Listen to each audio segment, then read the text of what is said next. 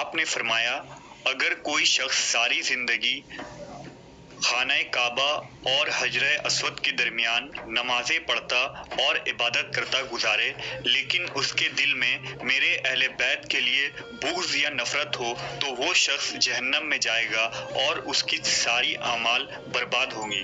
اہل بیت رسول کی شان اور فضیلت میں اس طرح کی بے شمار احادیث اور واضح دلائل ہونے کے باوجود تاریخ اسلام میں ایک بدنام گروہ گزرا ہے جو اہل بیت رسول یعنی حضرت فاطمہ، امام علی، امام حسن اور امام حسین علیہ السلام اور ان کی آل و اولاد سے بغض و نفرت کرنے والا تھا، اور ان دشمنان اہل بیت کے گروہ کا نام ناصبی یا ناصبیہ تھا۔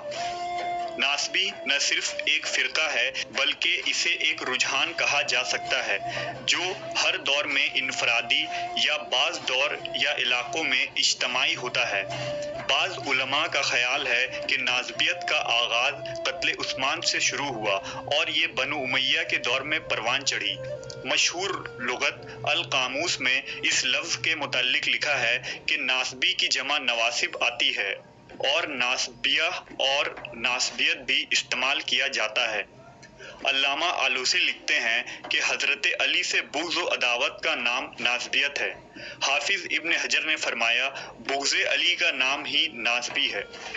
علامہ ابن تیمیہ الفتاویٰ میں لکھتے ہیں کہ نواصب وہ لوگ ہیں جو اہل بیت کو اپنے کسی قول یا فعل کے ذریعہ تکلیف پہنچاتے تھے۔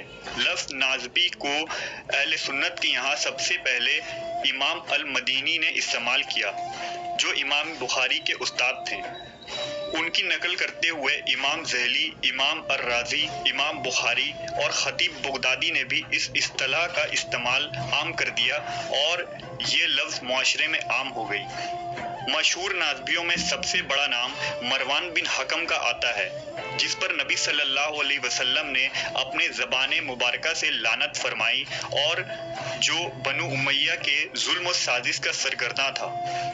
مروان کے متعلق روایتوں میں آتا ہے کہ وہ منبر رسول پر علی علیہ السلام پر لعنت کرواتا تھا اور یزید بن معاویہ کا سلاکار بھی تھا۔ اسی طرح حریث بن عثمان حمصی مشہور ناصبی تھا جو امام علی علیہ السلام کی شان گھٹانے کے لیے جھوٹی احادیث گھڑتا تھا اور صبح و شام امام علی پر 70 مرتبہ لعنت کیا کرتا تھا۔ اسی طرح زیاد بن علاقہ ثعلبی جو امام حسن علیہ السلام کو گالیاں دیا کرتا تھا۔ صائب بن فروخ جو اہل بیت کا مذاق اڑایا کرتا تھا۔ عمران بن خطان جو علی علیہ السلام کے قاتل کی تعریف کرتا اور اسحاق بن سوید بن حبیرہ مشہور نواصب کے نام ہیں۔ البدایہ و النہایہ میں امام ابن کثیر نے لکھا ہے کہ عمر بن عبد العزیز کے علاوہ بنو امیہ کے تمام خلیفہ ناصبی تھے۔ سن 36 ہجری میں جنگ صفین میں جن لوگوں نے امیر معاویہ رضی اللہ تعالیٰ عنہ کے ساتھ امام علی سے جنگ کی اور ان کی ایک بڑی جماعت علی علیہ السلام کی شخصیت کے متعلق بدگمان ہوئی۔ تاریخی طور پر ناصبیوں کی شروعات اسی گروہ سے ہوتی ہے۔ جب یزید بن معاویہ حاکم بنا تو اس وقت اس گروہ کے اندر اہل بیت کے بغض میں شدت پسندی پیدا ہو چکی تھی اور شہادت حسین میں جس یزیدی لشکر نے امام اور ان کی آل و اولاد کو میدان کربلا میں ذبح کیا تھا وہ شامی لشکر بھی ناصبیوں کی فہرست میں شامل ہے۔ امام ذہبی نے سیار اعلام النبلہ میں یزید بن معاویہ کو بھی ناصبی لکھا ہے۔ روایتوں کے مطابق ناصبیوں نے شہادت حسین سے یزید بن معاویہ کو بری ذمہ ثابت کرنے کی کوشش میں اس کی شان کو اتنا بڑھا چڑھا کر پیش کیا کہ اسے جنتی اور امیر المومنین قرار دے دیا۔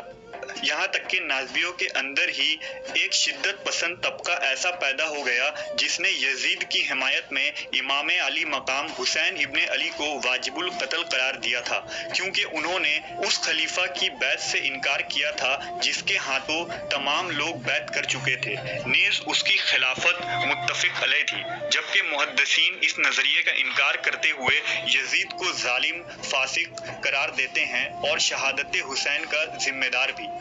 ناصبی فرقہ دمشق اور شام میں خوب پھلا پھولا اور بنو امیہ کے خلافت کے آخری دور میں شام کا یہ حال تھا کہ ناصبی کھلے عام بازاروں اور منبروں پر اہل بیت اور اولاد علی کو گالیاں دیا کرتے اور شب و شتم کیا کرتے تھے، جسے خلافت بنو عباسیہ میں ختم کیا گیا۔ روایتوں کے مطابق علی علیہ السلام کے بعد آنے والے اماموں کے تمام قاتل نواسب ہی تھے، جنہوں نے ان پر ظلم